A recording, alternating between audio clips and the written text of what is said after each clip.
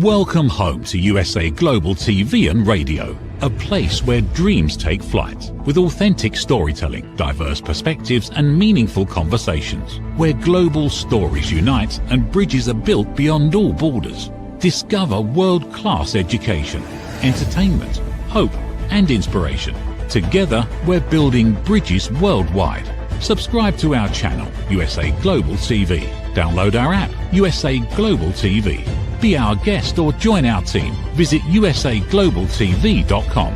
Thanks to our founder and executive producer, Dr. Jacqueline Kerbeck. Music score by Yeffy Tang from Cloud Road Music. Voiceover artist Mike Porter. Creative direction by Paul Garcia. USA Global TV and Radio, your home for global connection. All rights reserved. This video and its contents are the exclusive property of USA Global TV and Radio. Unauthorized use, duplication or redistribution in any form is strictly prohibited.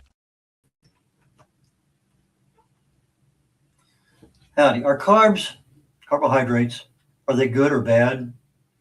Are they essential? Well, that's kind of the direction the show is going to go down today. I'm Red O'Loughlin. We're here on Talking Heads on the USA Global TV and Radio Network. And we have essential fatty acids. We have essential amino acids. What does the word essential mean? Essentially, it means that our bodies cannot make them.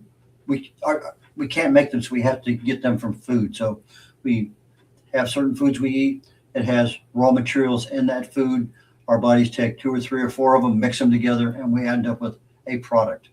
And that is the way those essential ones are needed. So if I need an omega-3 fatty acid, my body doesn't make it, but I can take it in as a food group.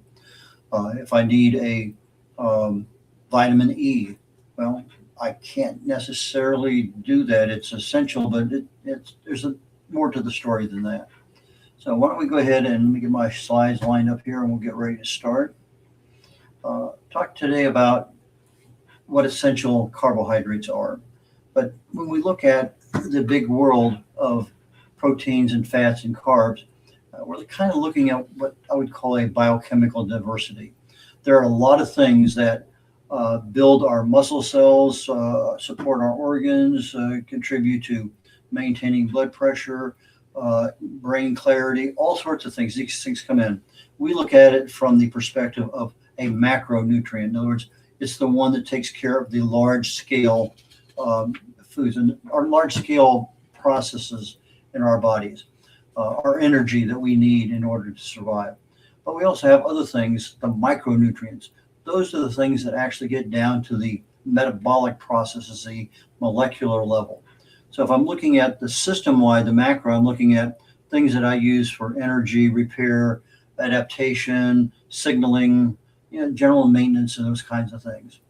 But we have a tendency to lump everything when we think carb into whatever, corn, wheat, rice, potatoes, beans, but they're not a carb. They are actually a carb-containing food. Because like I say, vegetables are the same thing. Would you consider spinach a carb? Most people not. But when we hear our nutritionists say you need your whole grains because you need your carbohydrates, that's kind of a misnomer. Because when you start looking at some kinds of foods, if they're a raw kale, for instance, it's unprocessed.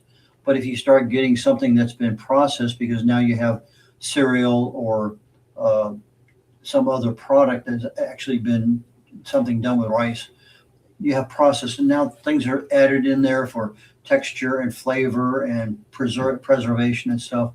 All sorts of things are going on, and sometimes we don't need all those extra things.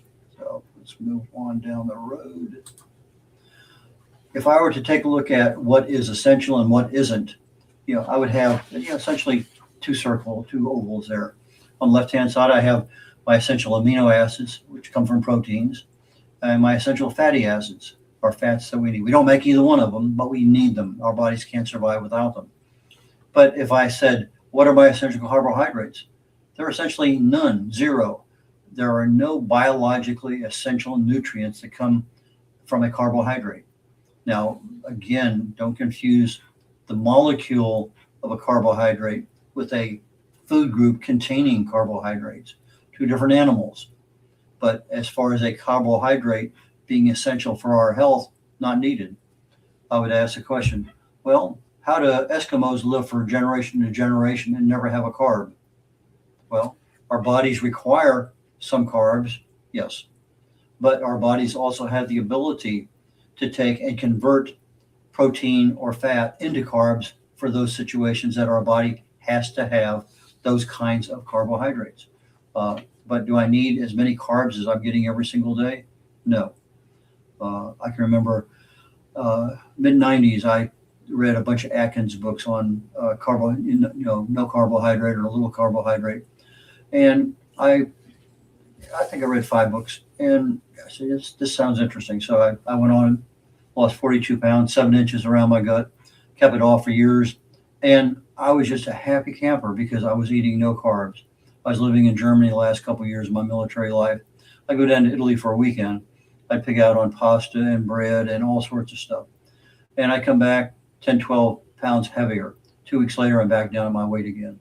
So the carbohydrates have the ability to put on water weight. They have other things that happen too. But it's something you don't, we like carbohydrates because of the way they taste. And I love pasta, but the thing I had the most difficulty with going on a carb-free regimen was bread, for whatever reason. I'm not talking about the sliced white bread. I'm talking about ciabatta bread or French bread or sourdough. Had a really hard time with the bread. Everything else, generally not a problem. So what is really found that we would consider essential today? So I look at essential nutrients. Okay, vitamin C, almost nearly all in fruits and vegetables. But in some organ meats, there's a little bit there too. I take a look at vitamin K. It's in some cheeses and stuff, but it's in organ meats. It's not necessarily an essential one, but it's one that I don't necessarily eat what has it. So from a supplemental perspective, the things that I know that I eat that don't have a particular mineral or nutrient that I need, I will generally supplement. But I don't take an all-inclusive kind of supplement. I'll talk about that a little bit later toward the bottom of the slide. Folate. Well, you have 2 different things. There's vitamin B9. You have the folate itself, which is the natural B9 molecule, but you have a synthetic one called folic acid. You get folic acid from the laboratory, but our natural sources of folates comes from liver, greens, and beans. But the folic acid was developed to support a couple other things medicinally, but folic acid actually is a little bit easier to be absorbed in the body than folates. But if I had the choice, I'd take the folate. I'd rather go vitamin C. It's not just the vitamin C that comes in the pill that you're taking. It's the other 50 cofactors that go with it that help for flavonoids and your phytonutrients. I mean, there's just so many things that go with it when you're eating an orange or some other fruit or vegetable that has the vitamin C in it. Vitamin E, 8 different kinds of molecules make up what generically is called vitamin E. You have 4 tocopherols and 4 tocotrienols. You don't find them in any, not all 8 are contained in any single food, but nuts seem to be one of the primary sources of it. And it turns out that there is a lot of evidence that if you have literally that much tocotrienol in your brain, that when a stroke occurs, there's so much preventive action going on. There's 4 or 5 different things that actually prevent a lot of the damage that a stroke occurs. And many people who do have a fair amount of that vitamin E molecule end up, they suffer the stroke, but they don't have any side effects from it. And so it's something to consider, because there's a lot of research in that might be of benefit. Calcium, biggest problem is that they're in dairy and greens, and a lot of people don't necessarily go that direction. But they put a calcium pill and maybe an oxide or a carbohydrate, which means that in most cases it's probably going to end up in the toilet because it's just not very, very bioavailable. And so you have a problem with that. And so if you're going to get calcium, why not get it from the source, some kind of food? Iron, well, you have 2 different sources, from a plant source and from an animal source. And all of these, in this particular case, we're looking at these essential nutrients are both plant-based and animal-based. So if I'm looking at a plant-based iron, that's what they call a non-Hemi source. The Hemi basically is that molecule of the iron that gives you the red color in blood. But the Hemi sources come from your animals. So if I'm looking at the non-Hemi, depending on what the source is, to maybe 20% available to the body, it's absorbable. But if I'm looking at a Hemi source, I'm looking at 15 to 35%, significantly different. Zinc, a couple different choices there, seeds and shellfish and stuff. But the other things, you buy a multivitamin, a multi-nutrient, and B12 is one that I point out a lot. B12 is a cobalamin. The synthetic version goes through the stomach. It can't survive stomach acid. You take it under the tongue. That's a pretty good way, but that's methylcobalamin, not the cyanocobalamin that's usually found in the pill form. You'll find individual B12s that are made up of cyanocobalamin, but again, it's a waste of money because it will not do the body any good at all to speak. Now, they may have some that are coated that will get you past the stomach acid, but you got to read the literature on the pill bottle to know for sure what's going on. It's like the vitamin E. They'll advertise vitamin E, but it'll be the alpha tocopherol, and it's synthetic, and it's I'm going to say almost worthless. It just doesn't do what you need to have it done. It's just one of those kinds of things. So if I look at a carbohydrate in and of itself, it's just a molecule. So if I take a sugar molecule as a carbohydrate or starch or whatever, that's all it is. It's just a molecule, has a structure, but it doesn't have anything else. But when you put it into a food, let's say bread, okay, now I have that carbohydrate in there, but I also have fiber and I have water and I may have other kinds of proteins or whatever that may happen to be in that particular food group. In this case, they're saying this is a blueberry, which doesn't have your fats and your proteins in it, but they have a bunch of polyphenols and a whole bunch of phytonutrients. So if I get my carbohydrate from my blueberry, you get a couple of blueberries, there's probably 25 grams of carbs in there. It's just, but we don't typically sit down and eat a cup of blueberries. You may pick and choose a half a dozen or a dozen, and that kind of settles over. You throw it in your salad or on top of something. But there's carbohydrates in it. It can be just as count as high as the grams in bread and something else. But again, you're looking at the volume more so than what you're doing. Green peas and blueberries are very, very similar in the carbohydrate content. But you're not looking at we're thinking carbohydrate bread, but we're not thinking carbohydrate, the raw sugar or the starch molecule itself as a single individual molecule. So as an individual molecule, no, it has no essential requirement for our bodies. So if they are essential, why do experts recommend plant foods? Okay. So I look at things that have some level of uniqueness to them. And they're unique, but they're not what we call non-essential. So I need, if you go on a carbohydrate-free diet and you're not taking a fiber, you're going to find out right away that constipation is a major problem, because that fiber is what actually allows everything to go through the body, because proteins don't have any fiber in them at all. So if you're on a protein kind of diet, you're going to probably need some kind of fiber to get it through your gut. But if I'm looking at creatine, okay, that's uniquely animal, and that's your muscles, your muscle growth needs a creatine. Carnosine, your brain and your muscles. It's a really good antioxidant. Taurine, cardiovascular health. Your DHA in your omega-3s, primarily your brain and your eyes. But your EPA in that omega-3 is, again, now primarily cardiovascular health. So you're taking one thing that works both on the heart and the brain. Vitamin B12, a lot of things there. It's interesting, if you get older and you start suffering from a vitamin B12 deficiency, uniquely animal, vegetarians, vegans in particular, if they're not real careful about supplementing the B12, they can have some problems. And one of the known problems is the fact that a deficiency in vitamin B12 mimics Alzheimer's. So that becomes an issue. You go to a gerontologist, one of the first things they might do is give you a B12 shot to see if that resets everything. The hemi iron that I just talked about, you have hemi and non-hemi. Well, the hemi iron that comes from animals is the one that really provides the necessary gut support that you need. If I look at the other side of the equation, uniquely plant, the fiber, obviously you got a lot of cellulose and pectin and beta glucans and resistant starch. Now, resistant starch I wasn't real aware of until, I'm going to say, within the last couple of months. And I'd read something that says, okay, let's say you finish your spaghetti dinner and you put it in the refrigerator overnight. The cold will actually change.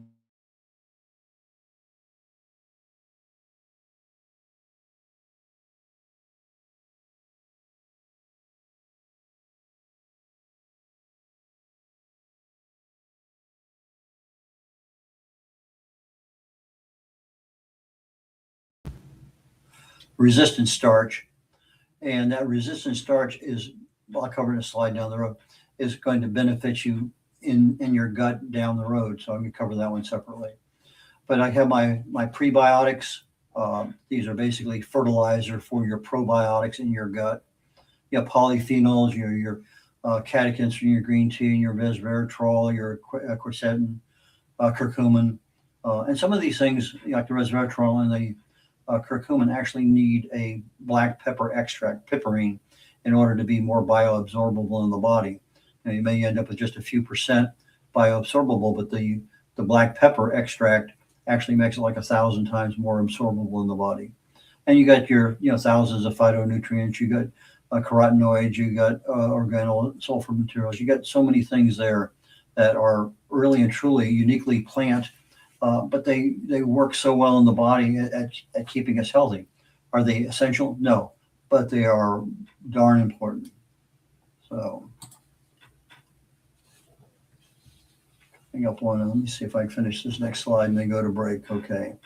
Phytonutrients, we talked about those just a minute ago. Polyphenols, the quercetin, apples, onions, really good antioxidant. Your resveratrols, primarily your grapes, berries have a lot of it in there. Again, antioxidant. Curcumin, got my first curcumin plant out in the backyard growing. I sold some plumerias this weekend at a sale, and I bought a curcumin plant. I never had one before. But it comes from turmeric. It's really good for joint health and like metabolic health.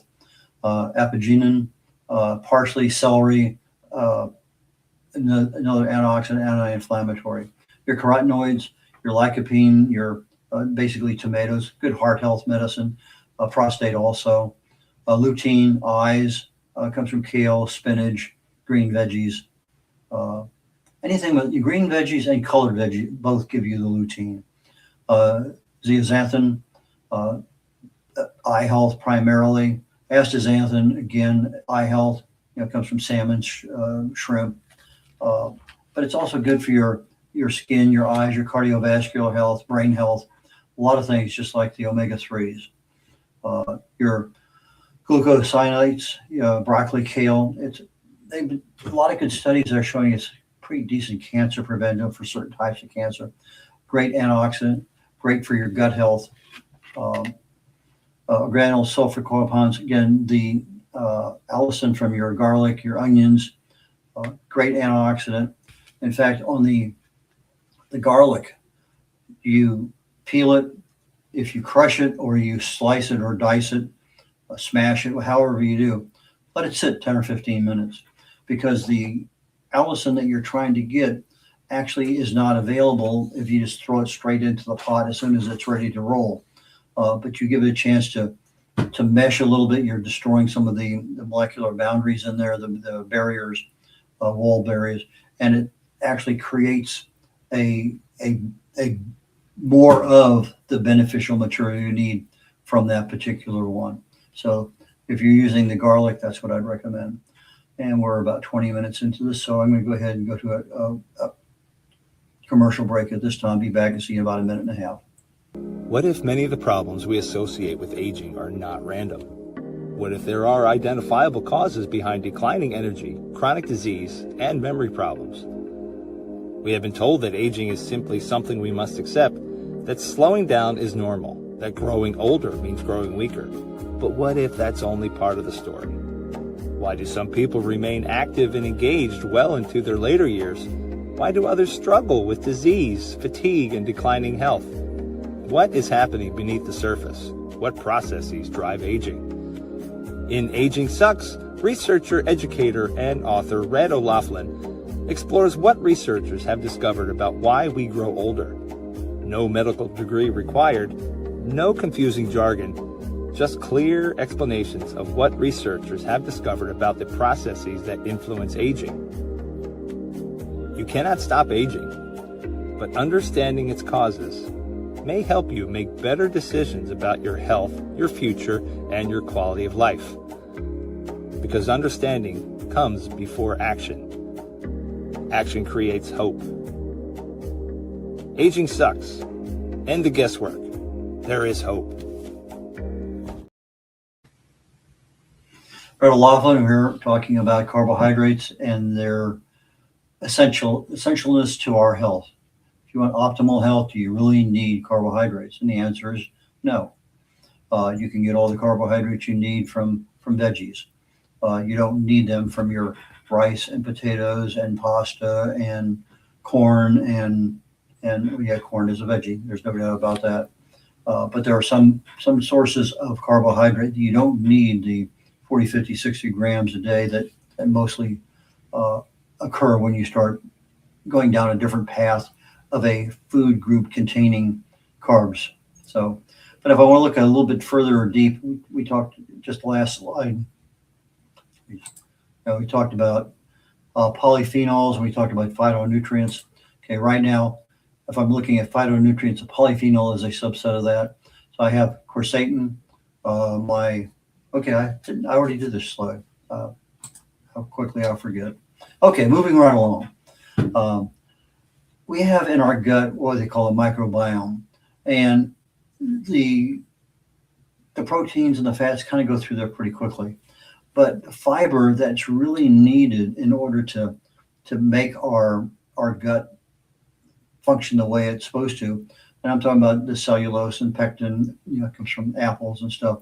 The resistant starch is your overnight cooling of your bread, your pasta, any kind of starchy material. Put in the refrigerator for a night or two, and you're going to find out you don't get near the spike of carbohydrate, that sugar spike that you would get. So if you were sitting there and you just had a nice piece of sourdough bread, whoosh, there goes the spike, your blood glucose. But if it's sitting in the refrigerator, all of a sudden it's going to go up, yeah, but not near as high. It's going to come back down. So that resistant starch is super critical as one of those prebiotics. So the fiber prebiotics, then it gets into the gut, and now you start pushing everything together. And when you have a happy gut, you have a happy brain.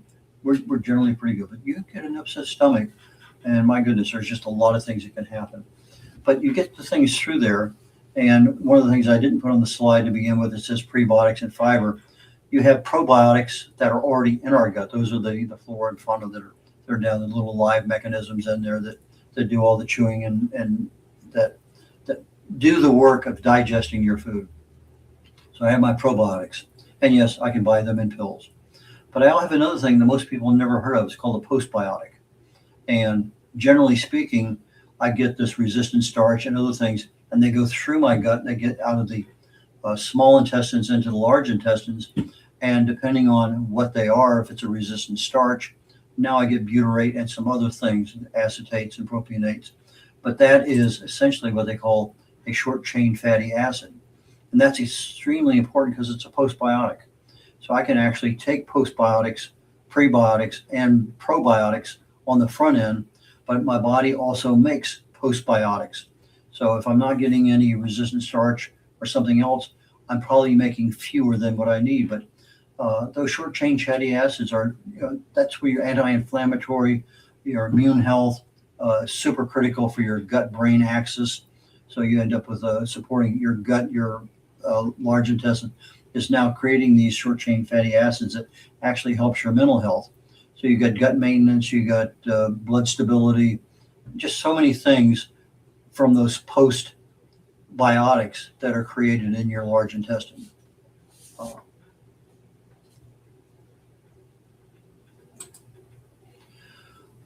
We can choose two different ways to look at the way we eat. One way is to say, I'm just going to go ahead and eat something. And is it, like I said at the very beginning of the show, is a carbohydrate good or bad? Well, you don't need it as far as an essential food group. Our bodies do use carbohydrates in a couple different places, brain being one of them, but our body actually can make carbohydrates from protein and from fat in order to meet our body's requirements, like Eskimos. But if I'm looking at, is it good or bad, that's probably not the right way to be looking at your health. Is this food good or bad? Okay, I have a peanut butter and jelly sandwich. There's probably some way I can justify, rationalize that that's good for my health. But that's not the way to be looking at things. You need to, I think, my personal opinion, is that if I'm choosing a food and I want to be able to support my mitochondria, I want to be able to support my signaling, my epigenetics.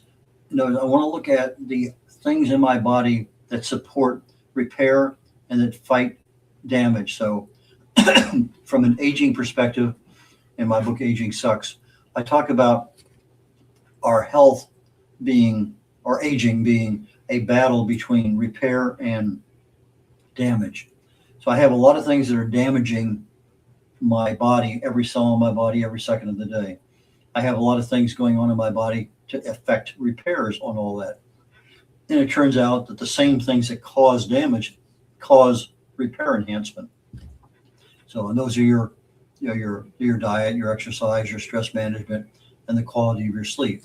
So if you're in that happy Goldilocks zone in the middle, everything's fine. But if you're on the outside edges, too much or too little, now we start having a problem with the lifestyle choices, creating damage rather than supporting repair. So if I have a mindset and I look at my foods, okay, I have kale, I have tomatoes, I have good quality protein, maybe I have salmon, so I know I can get my omega-3s. I'm looking at, okay, that fried chicken has probably a lot of omega-6s, which is highly inflammatory, not to mention the carbohydrates on the stuff. Turns out that most of the stuff we really like tastes good, has great texture in the mouth.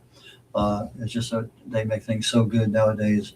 But I want to be able to give better thought to what I'm actually eating so that I can support those mechanisms in my body that fight damage, that support repair. So I actually end up with a healthier life down the road. So if I'm addressing aging from a positive perspective, then I'm probably going to be okay on my food choices. Okay. If I again look at the diversity of what I'm having, no single food group is going to provide everything I need.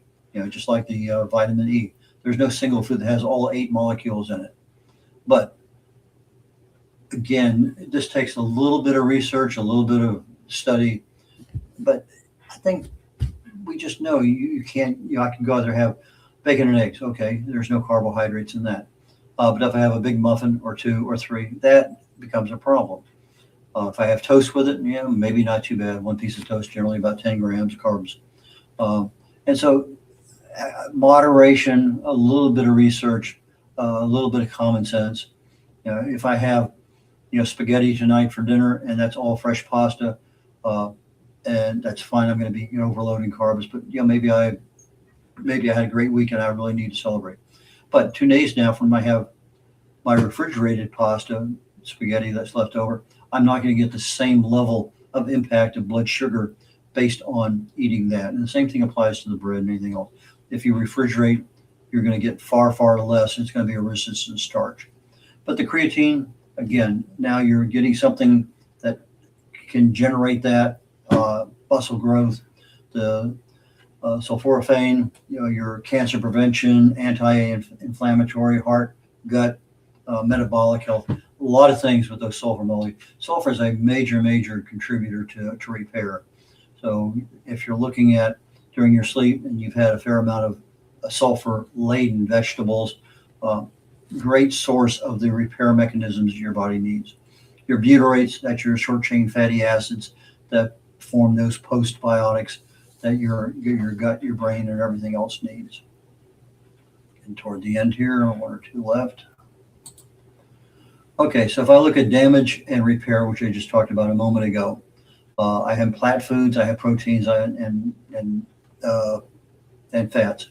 So I need structural barriers, building blocks, and that's your proteins. That's the raw building material. I add into that some sulfur and some other things. Now I start increasing my plant foods that can support repair, maintenance that's going on. But I also have a cellular architecture that's along with that outside barrier that my proteins are building. And so I need all of them to work together so that I have one complete unit. So if I'm eating proteins all the time, again, I'm not getting my essential fatty acids. It's going to affect my architecture in my body. If all I'm eating is plant foods and I never touch fats and proteins, again, another problem. So it's, again, a matter of you need proteins for the essential amino acids. You need the essential fatty acids, not a whole bunch of omega-6s. And you need the other things that are unique within the plant foods that help support our health. That you're going to get a fairly healthy, disease-resistant kind of body. So if I'm looking at things here, I want to stop thinking in terms of fats and proteins and carbs, or let's say fats versus proteins versus carbs. I really want to be looking at what does each food contribute? How does that make me healthy down the road? How can I optimize my health? And so, I ask myself, okay, what am I getting? What am I not getting? And if I know that, then I obviously have choices over what I can do. Now, I know that I don't get vitamin K2. I'm not eating enough of certain things to get the vitamin E I need as far as a full 8 molecules worth. And I know sure as can be that I'm not getting the vitamin D3 that I want at the levels I want. So those are three things that I myself supplement in because I know that I'm not getting them from my food. So if you were to sit there and do an assessment, and Google is there, AI is there, keep a record of what you're eating on a weekly basis. Just write it down. If you go to a restaurant, you order something, take a picture of that food that you ordered, and come back and say, AI, here's my list. What minerals, what vitamins, what macronutrients, what am I missing, and where should I get it from? So now at least up front that, okay, I'm not getting enough B12 because I'm not eating any animal products. I'm not supplementing B12, so I'm going to have a problem. Or if I'm supplementing B12, I'm getting the cyanocobalamin, that goes through my stomach and has, the stomach acid washes it out. So it's an awareness. That's what these programs are for, in order to provide information for people. So, hey, that's interesting. I'd like to know a little bit more. So we go from this show, awareness, to the next show, your own personal education, where okay, I agree. And then if you're on any kind of medicine or a doctor's protocol, don't just start changing things willy-nilly without at least talking to your pharmacist or talk to your doctor, because you don't want to have things screw up. Just because you're on a medicine, certain foods can interact with certain medicines, and that's not what you need. So from a disclaimer perspective, everything I'm talking about today is for awareness and education. And let me go ahead, and I think that's the last slide I have. The show today was brought to you on YouTube. If you are already a subscriber, great. We really and truly appreciate it. If you're not, please, seriously, we'd love to have you be a subscriber on USA Global TV and Radio Network and Dr. Jacqueline Kerbeck. Now, our shows go out. It's international. We're out to over 60 countries in the world. And I found out today that even the shows that go out on YouTube are translated into over a dozen different languages. That's kind of neat. That's something I did not know. So, but Red O'Laughlin here, getting ready to sign off, and I will catch you next week on the Corner Bookstore, on the Wise Ones, and on Talking Heads. Take care, y'all. Take care. Bye. People are searching for experts every day. Are they finding you, or are they finding someone else? Every day, professionals are building authority through media. We've already built the platform. USA Global TV and Radio. Over 14,000 shows streamed to over 60 countries. This isn't about becoming famous. It's about leverage, visibility, credibility, opportunity.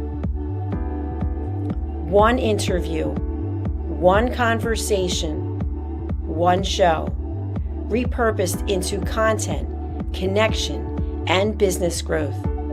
Most people assume hosting a TV show requires a studio, a production team, and a massive budget.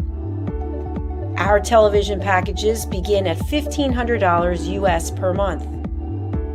Professional production, global distribution, replay visibility, built for voices with something to say. I'm Dr. Jacqueline Kerbeck, and if this resonates with you, we should talk. USA Global TV and Radio, all rights reserved. Contact us at info@usaglobaltv.com. How much of your value have you been giving away? Saying yes when the answer should have been no? Lowering your price to secure the opportunity? Giving more while receiving less? Over time, it adds up. Until one moment brings clarity, you've been giving away your value. This is not about working harder. This is not about doing more. It's about boundaries. It's about pricing. It's about respect.